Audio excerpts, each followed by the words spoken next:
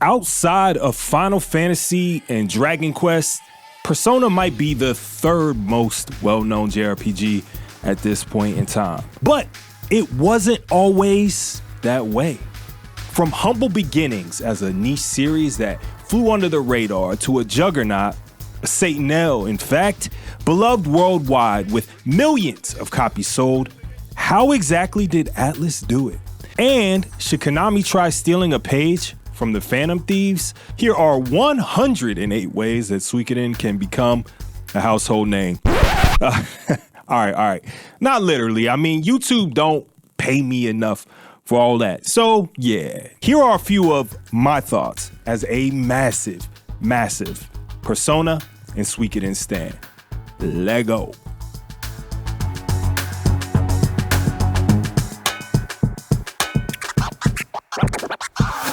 Digital Devil Story, Megami Tensei, was the first of 3 novels written by Aya Nishitani and illustrated by Hiroyuki Kitazumi. Written in 1986, hell of a year, it is the direct inspiration and source material for the impetus of Megami, and ultimately Persona series of video games. Now, Atlus developed a Japanese exclusive game for the Famicom titled Digital Devil Story, Megami Tensei. Clever name. A classic first-person dungeon crawler, it was praised as a revolution at the time. With its monster catching and fusing mechanics already in place, it was clear the series had the potential to be something special. The Japanese audience would get additional Megami titles, ultimately culminating with a Super Famicom release titled Shin Megami Tensei If, which took place in a high school. Now, when Atlus saw how well this setting resonated, they decided, hey, let's put our nose to the books with this depressing ass nature of being a high school student. But now, we're demons. And so, the Persona spinoff was born. The relatability of this high school setting was critical. But even with the setting we all understood and had broadly shared experiences with, the series didn't take off right away. Persona 1 and 2 landed on the PS1 with all the ingredients we now associate with the landmark series. Demon fusion, philosophical themes, a distinctive art style, and a modern setting.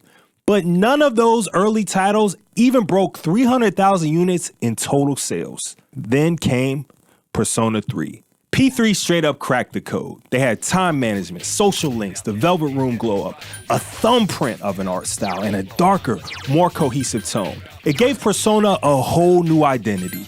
Then Persona 4 built on it, and most recently, Persona 5 seemingly perfected it. With nearly 9 million copies sold, it's more successful than the entire Suikoden franchise combined by itself. So how do we take Suikoden from cult favorite to JRPG royalty? All right, so Suikoden's sales data is spotty. So spotty that, it's hard to find clean totals, which I guess should tell you pretty much everything. By most estimates, the entire franchise has sold maybe 2.5 to 3 million copies, and that's across 5 main entries, 6 spinoffs, and a few ports and re-releases. Persona 5 did triple that, dolo. But Suikoden as a series really isn't that far off target from where Persona was before Persona 3. The right DNA, it's there, y'all. 108 characters, a rich political world, dramatic storytelling, distinctive personalities, quick, elegant battle system, party customization, castle building. The bones have always been strong with this franchise. So, let's break down how Suikoden can get some damn respect and what I would love to see in Suikoden 6 to finally break through to a broader audience. Now, if you're on this Suikoden train with me, remember to finger death that like button and consider subscribing while you're at it. Oh, and because I don't have sponsors ever, let me shout out my merch real quick. You may have noticed we have brand new Gamersician merch. The merch store is active today. Now, this shirt right here says a little hood and a little nerd. Now, if that sounds like you, go ahead and check out the merch store. It'll be in the description below, and I'll pop up one of those indicators up here, and you can check out this shirt and many more. I just completely redesigned every piece of merchandise from top to bottom. It's a really, really, really great quality from Fourth Wall. So yeah, anyway, let's get into it. Now, Persona 3 wasn't just a continuation of what the Persona series had already done. It totally reinvented the wheel. It found a vibe. It's critical, y'all. Menus that moved like music videos. A bold color design, time mechanics that made every single day feel like it mattered. And the music, bro, the motherfucking music, dog. Top tier. Now, Suikoden already has a lot of distinct characteristics. It just needs to get out the fender and amplify it a little bit. It's the definitive political fantasy JRPG, the one where you gather a gaggle of folks, build a home base, and unite unlikely allies. The one with so many mini-games, combat styles, and characters.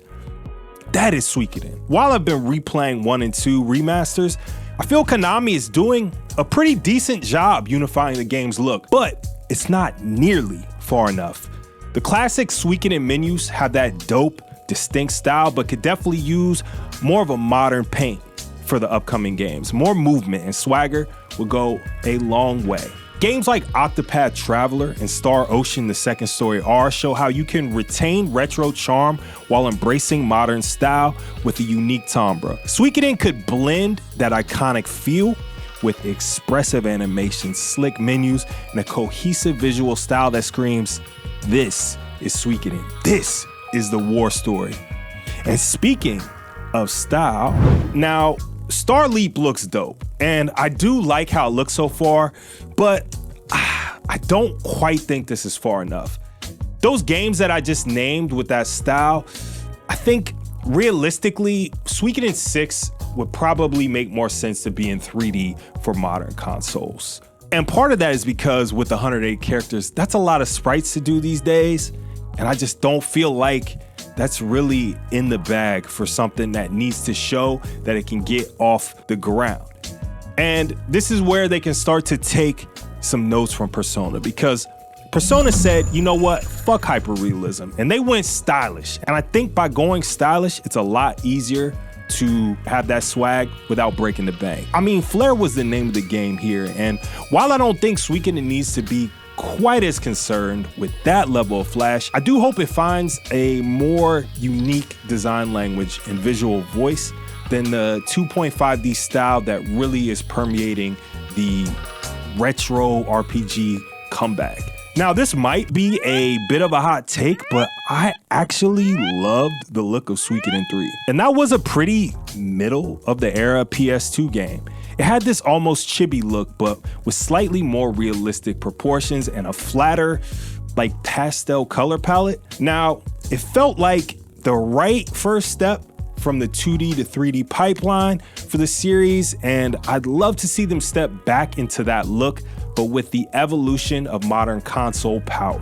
The anime expressive look has a lot of potential, and the variety of races and types that are already in the game could give it a keen identity that I think it needs. And let's be honest, I do think that current look is oversaturated. Suikoden can stand out by leaning into a dynamic art direction that reflects its high stakes political drama. Stylized doesn't mean flashy for the sake of it. It means using the art to enhance and provide intrigue and sound storytelling.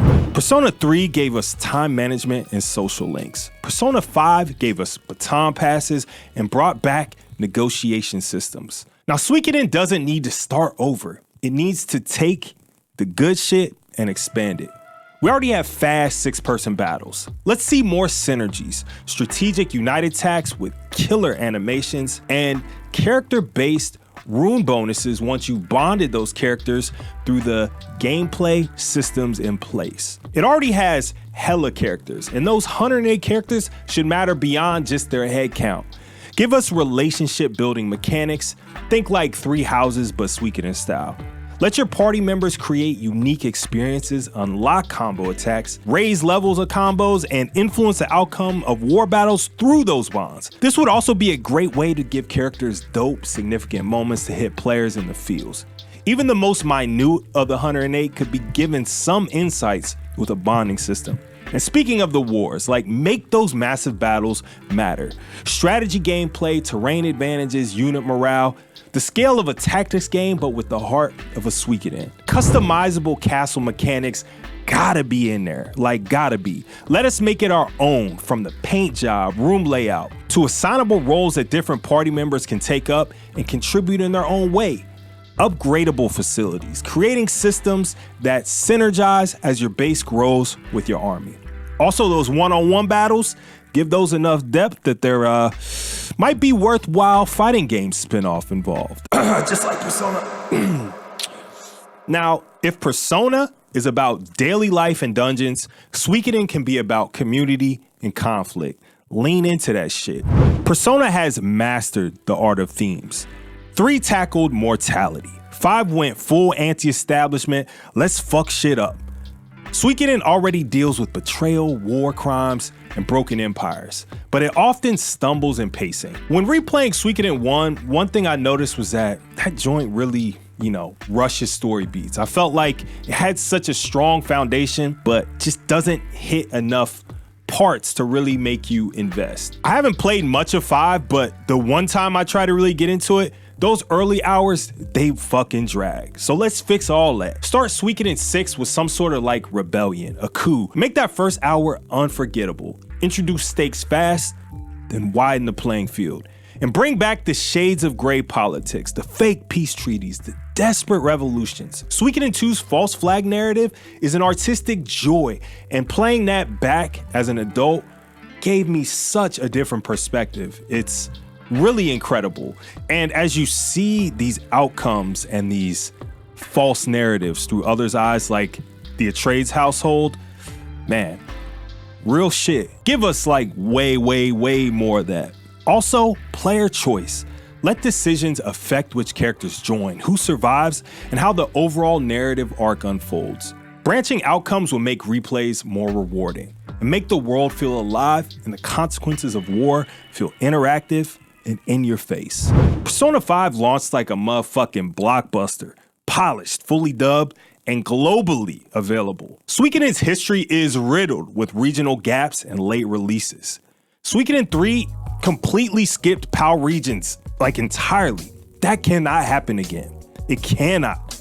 Suikoden 6, when it happens, has to launch worldwide, simultaneous release, modern localization, quality of life features like fast forward, those great dialogue logs that they added in the remasters, auto battling with macros, make it easy to pick up and play, regardless of if it's been 3 days or 3 months since you last jumped in. Major scenes should be voiced. UI should be responsive and clean. It needs to feel like a premium product, even if you can't dump that level of money into it. But what gave Persona that final push was all types of additional media. They had things like anime, stage plays, concerts, figurines, everything. And Suikoden is already figuring that out in 2025, so fellas, we're on our way. Now imagine launching all that alongside Starleap. Oh, by the way, Starleap is coming fully realized to consoles, and a Konami Direct teasing Suikoden 6 or a reboot. All that Japan-only merch?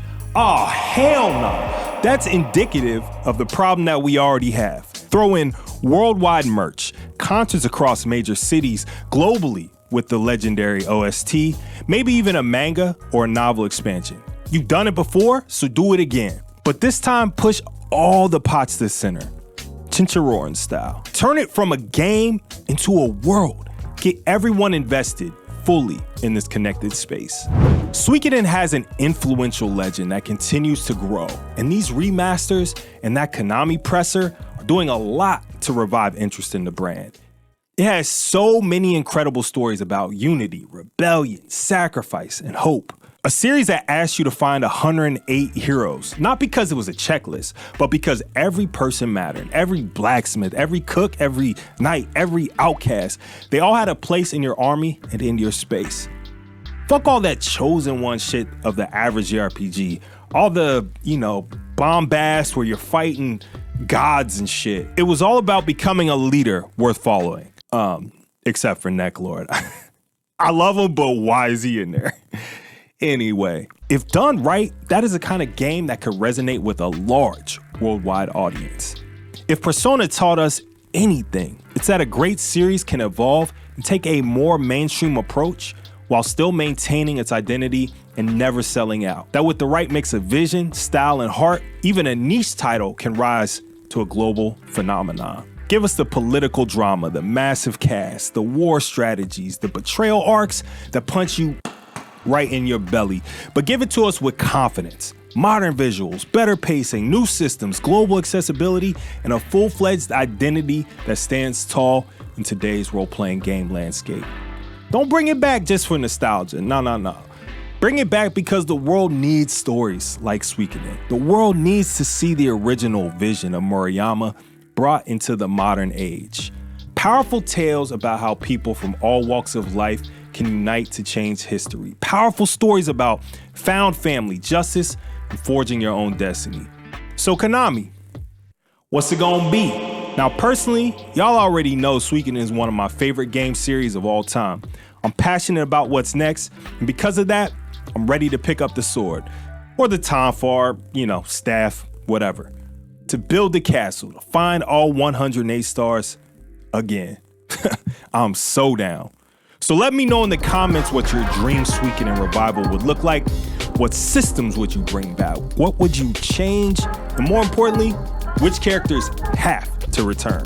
Like, subscribe, and ring that bell. I've got hella RPG deep dives out already and many more coming your way. Check out the merch store, and until next time, long live Suikoden. Peace.